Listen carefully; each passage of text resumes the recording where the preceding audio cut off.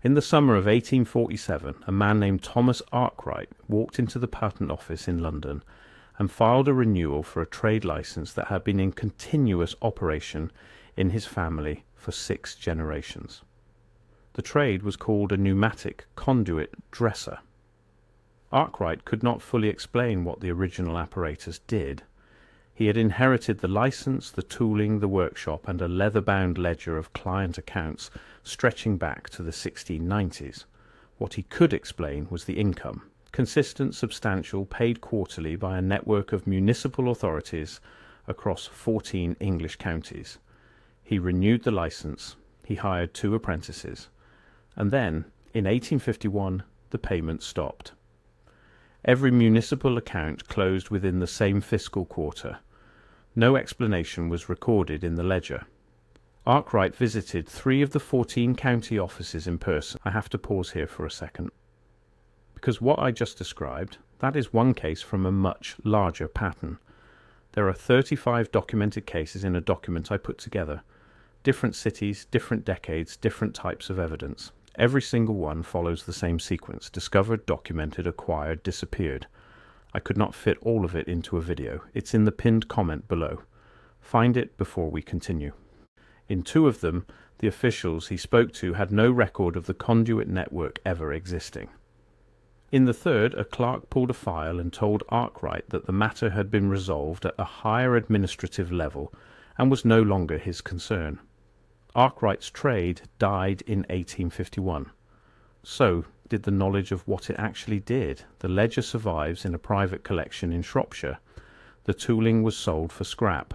And the pneumatic conduit network, whatever it was, whatever it moved through those 14 English counties for 160 years, left almost nothing behind except a series of closed municipal accounts and a trade license that nobody knew how to explain. This story is not an isolated case. It is not an anomaly. It is the pattern. And tonight we are going to walk through 10 trades that vanished before 1900 without a single modern replacement. Not trades that evolved, not trades that were automated or upgraded, trades that simply stopped, trades that, when you start looking for their successors, you find nothing. A clean disappearance, a gap in the economic record where something substantial and functional used to be. There is a way to read economic history that most people have never been taught. The standard reading goes like this. Old technologies are replaced by better ones. Scribes become printers, candle makers become electricians, blacksmiths become mechanics. Progress is a relay race. Every generation hands something forward. Nothing is truly lost, it is only transformed. But when you look carefully at certain trades from the period before roughly 1880, the relay race model breaks down. You find trades that were not replaced. You find functions that were not transferred to a new technology. You find entire categories of skilled labour that simply cease to exist, leaving no successor industry, no institutional memory, no patent trail, and in several cases no official acknowledgement that they had ever operated at all. Each of the 10 trades in this documentary was documented, licensed, taxed, and commercially active before 1900.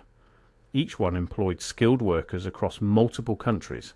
Each one produced something that communities paid for year after year, sometimes for centuries.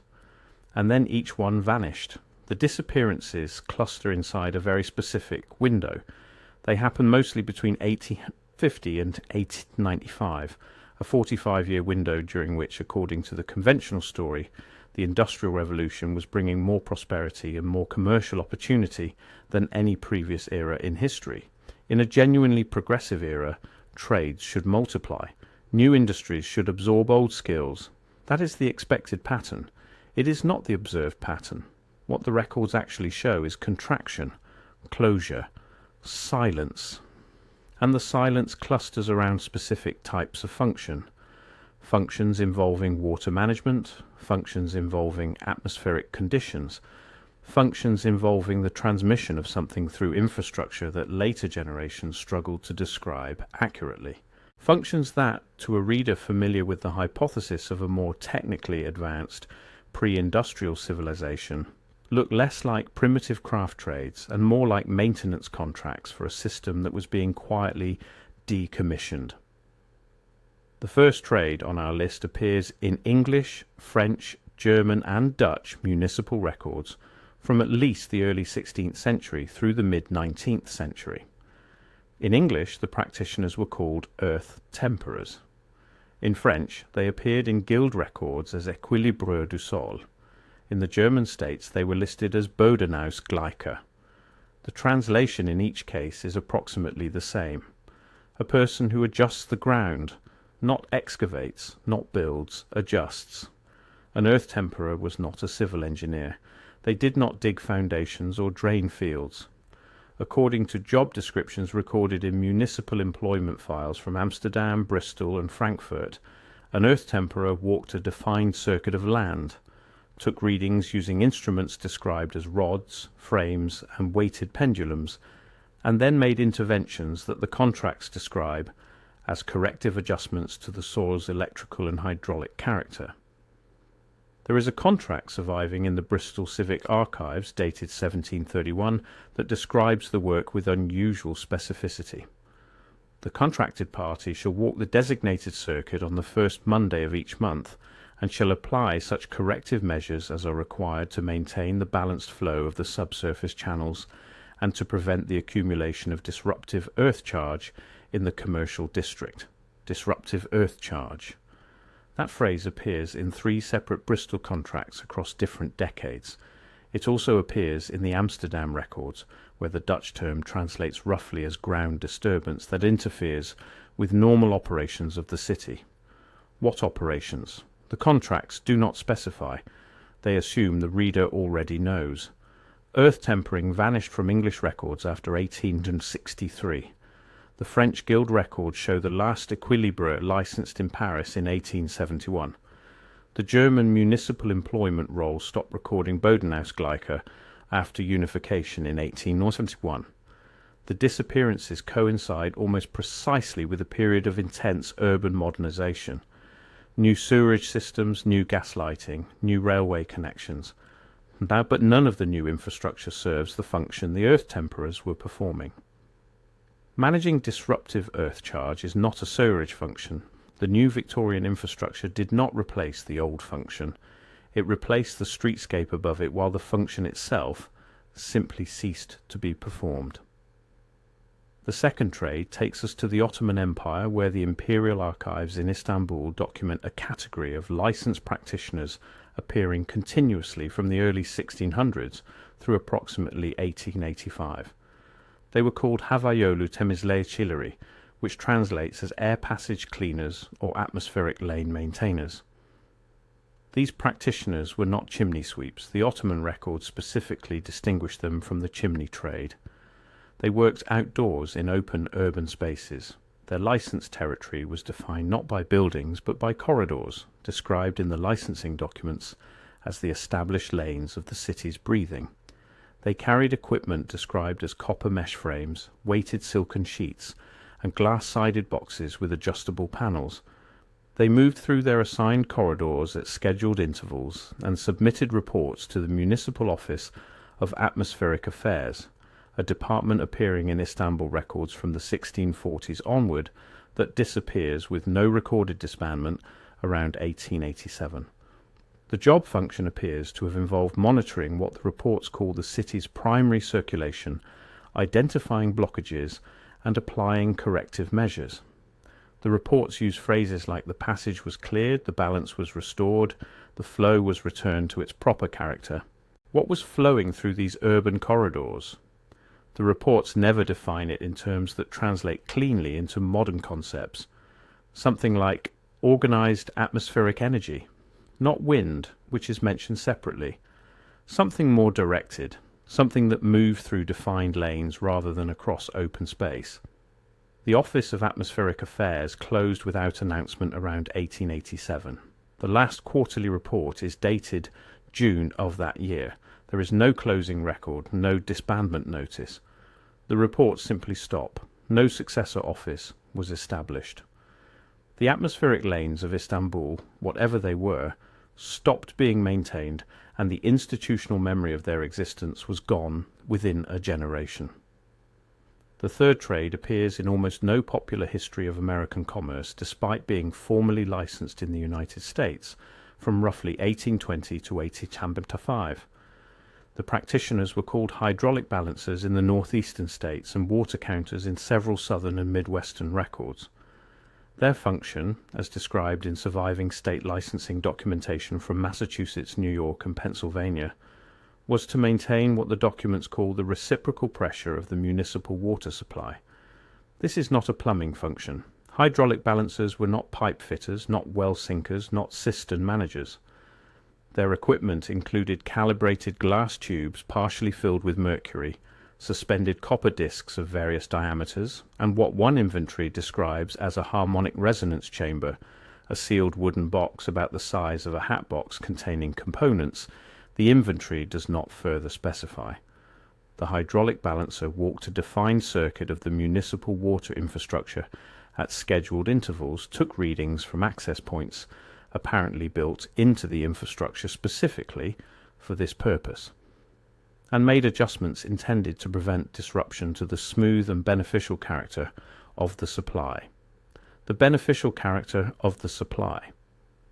That phrase implies the water supply had a character beyond its chemical composition, something that could be disrupted if the reciprocal pressure fell out of balance.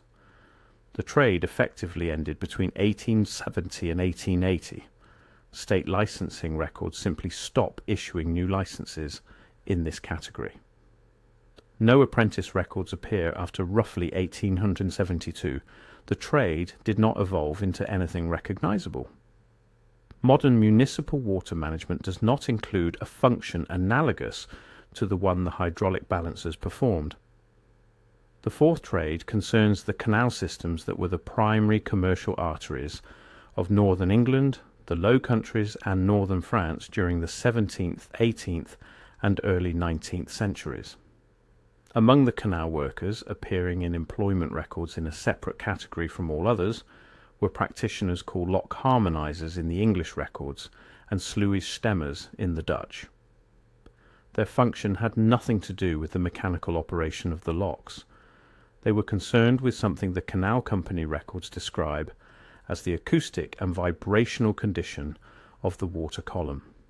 They worked at dawn and at dusk, moving along the canal with equipment described as tuning frames, resonating rods, and water bells. A water bell is described as a glass sphere partially filled with water, suspended on a copper wire, capable of producing a sustained tone when struck. The lock harmonizers used these instruments to monitor what the canal records call the living quality of the water. That phrase appears in the employment records of the Grand Junction Canal Company, the Bridgewater Canal Trust, and the Kennet and Avon Canal Company. The trade in England ended around 1855. The Dutch sluice stemmer records stop around 1862. The disappearance coincides with the rapid expansion of steam-powered canal boats, which the records describe as introducing a new vibrational character to the water column that the traditional harmonizing methods were not designed to address. But the canal companies did not develop a new harmonizing method. They simply stopped maintaining the living quality of the channel. The equipment was discarded. Within a generation, the concept of a living quality in a body of water was no longer part of any commercial operation.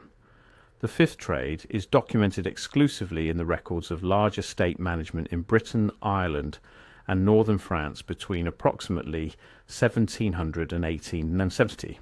The practitioners held private contracts with estate owners and were categorized in the account books under headings that vary from property to property: air wardens, sky keepers, ceiling managers. The variety of titles suggests a trade so locally understood it did not require a standardized name. The air warden monitored conditions above the estate at dawn, midday, and dusk. They used observation frames, reflective panels, and a device called a sky glass, described as a mounted sheet of darkened mirror glass set at a specific angle to the horizon, used for reading conditions in the upper atmosphere. Their reports described the quality of the ceiling and the flow of the upper current in terms suggesting a monitored directional system rather than ordinary wind patterns, and in several reports they describe interventions adjusting the sealing conditions or restoring the proper flow to the upper current. What were they adjusting from the ground using mirrors and frames? The reports do not explain. The last air warden contract in the examined records dates from 1868.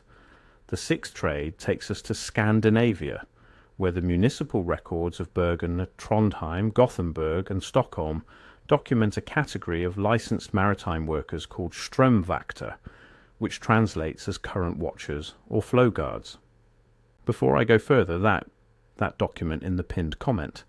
If you have not found it yet, go there now, because everything I cover in these videos is one piece of a pattern that only becomes visible when you see all 35 cases together. The document shows you the full pattern.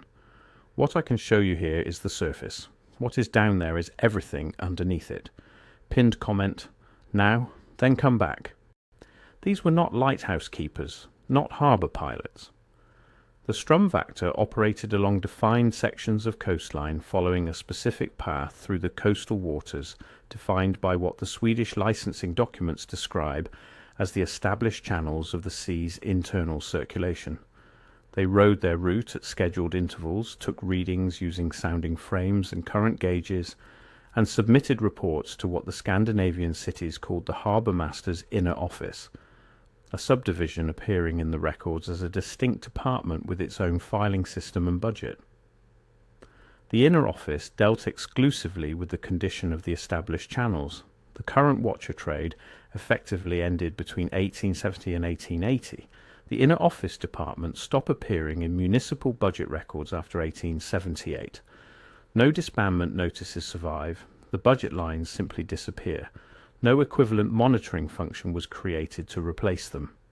The established channels of the sea's internal circulation stopped being watched, and the harbour master's inner offices closed quietly, leaving no explanation of what they had been managing. The seventh trade is directly connected to a category of building appearing across Europe, North America, and parts of Asia in great numbers during the 18th and early 19th centuries, and now almost universally misidentified in the heritage records. The practitioners were called tower tuners in English records, accordeur de tour in French, and turmstimmer in German. They serviced spires, towers, and domes. They were not masons. Their job, as described in surviving service contracts from London, Paris, Dresden, and Boston, was to maintain the resonant condition of tall civic structures. The contracts referred to the structure's voice, to the building's capacity to receive the upper current and return it to the ground in proper form, and described the tower tuner's work as adjustments to the coupling of the structure with its surroundings.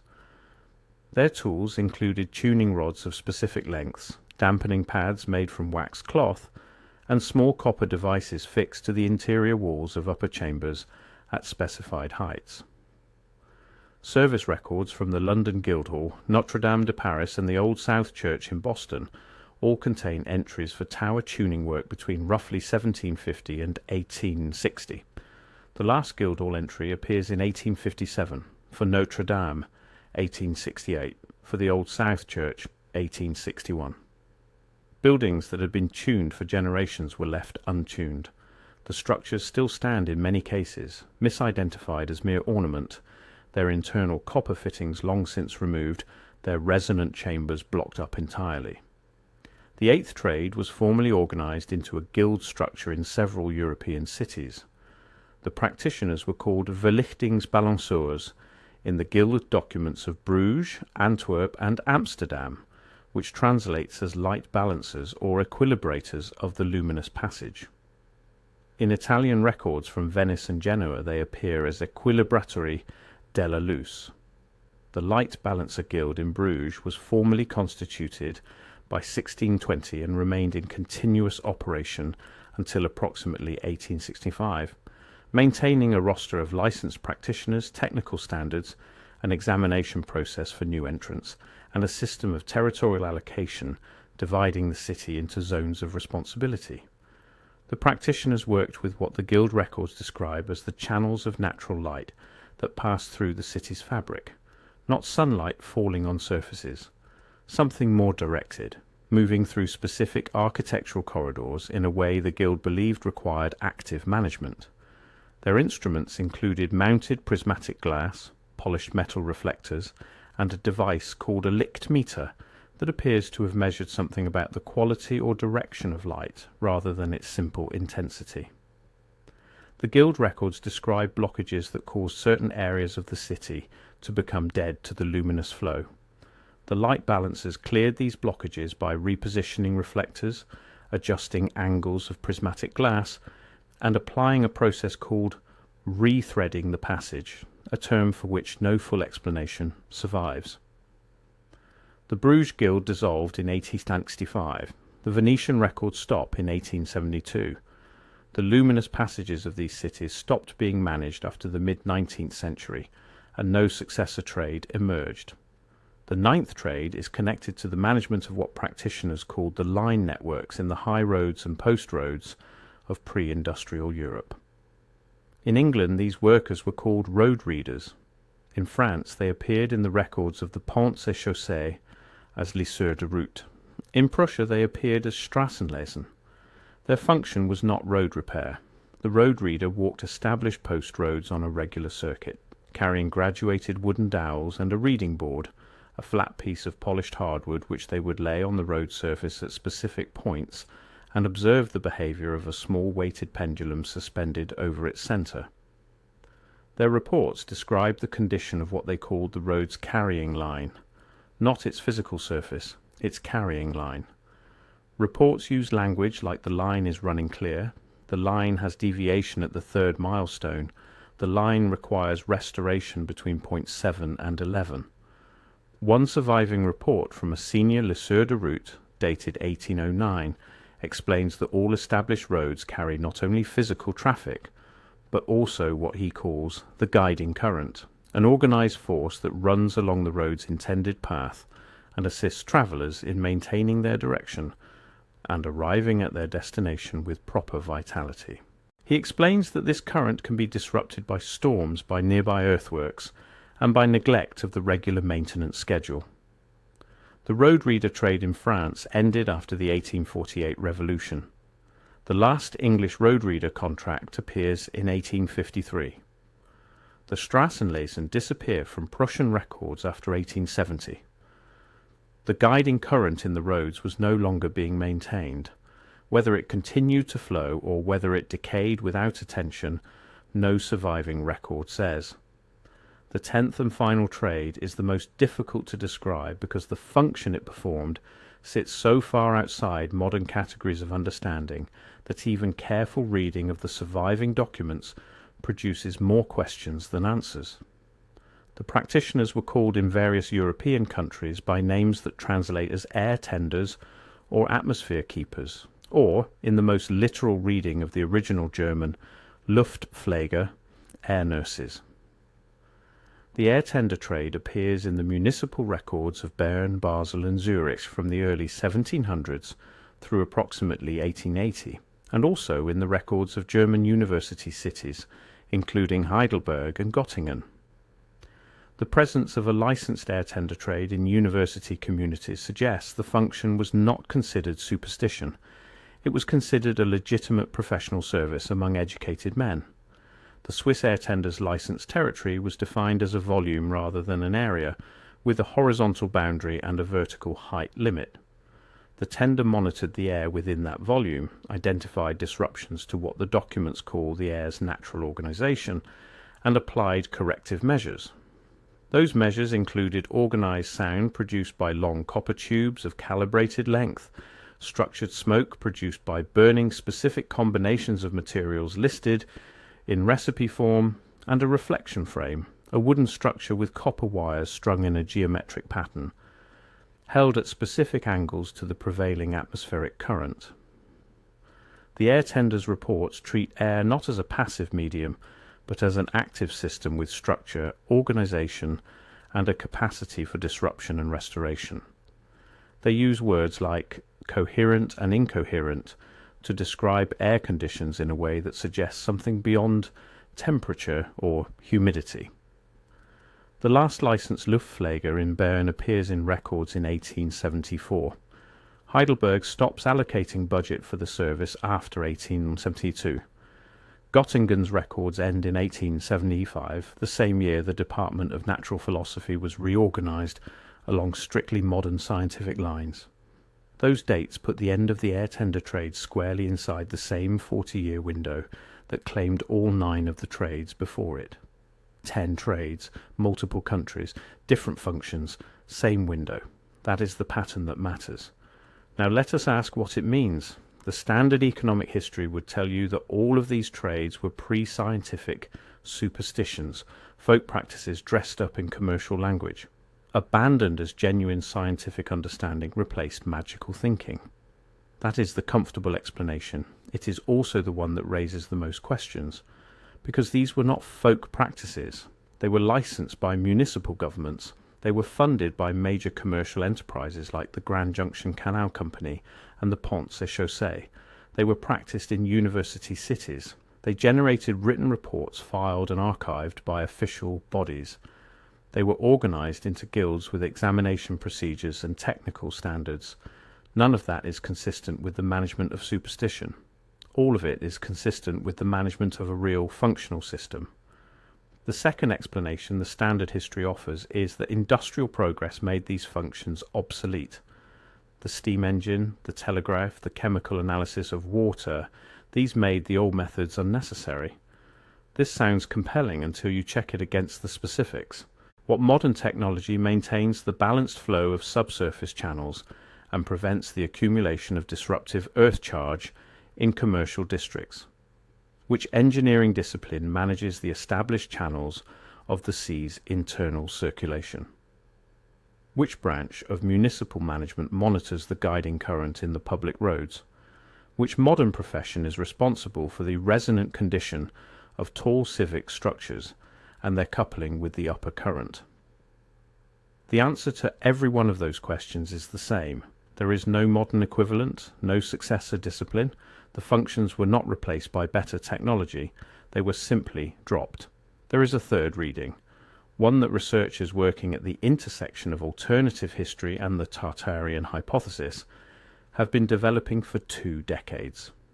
In that reading, these 10 trades were the maintenance contracts for a sophisticated technological system predating the Industrial Revolution by centuries. The subsurface channels of the earth temperers were real conduits carrying organized energy through the urban fabric. The atmospheric lanes of the Istanbul practitioners were functional corridors through which something organized moved through the built environment. The living quality of the canal waters was a measurable property that degraded when maintenance stopped.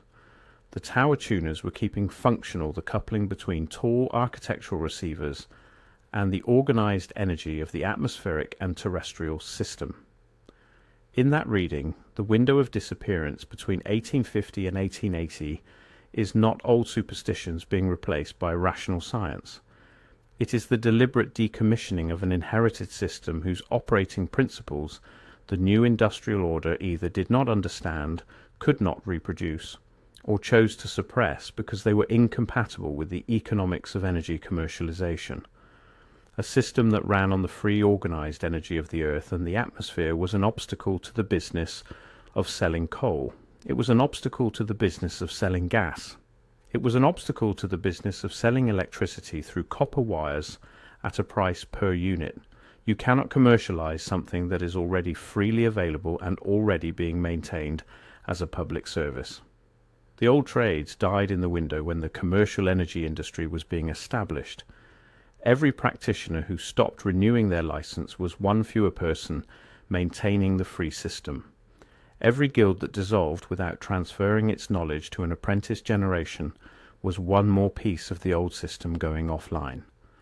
The silence that followed was not the silence of progress. It was the silence of a grid going dark. None of these functions required fuel. None of them burned coal or consumed oil. They worked with what was already there.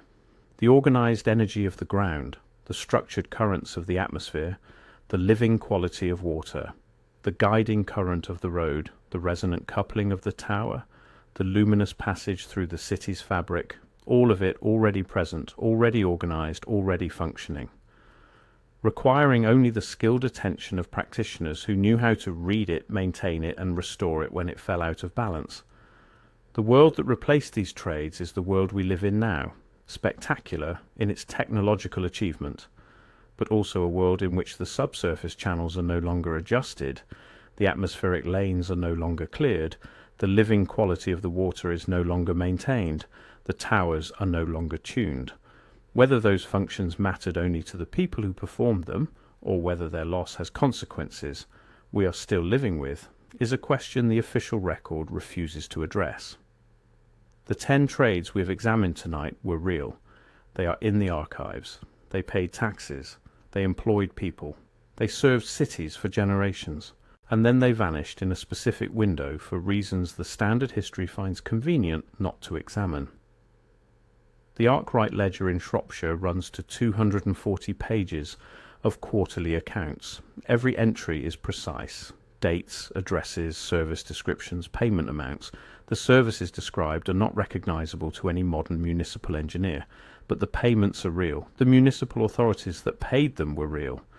And when Thomas Arkwright walked into that county office in 1851 and found the accounts had been closed at a higher administrative level, he was not confused about whether the work had value. He was confused about why something valuable had been made to disappear.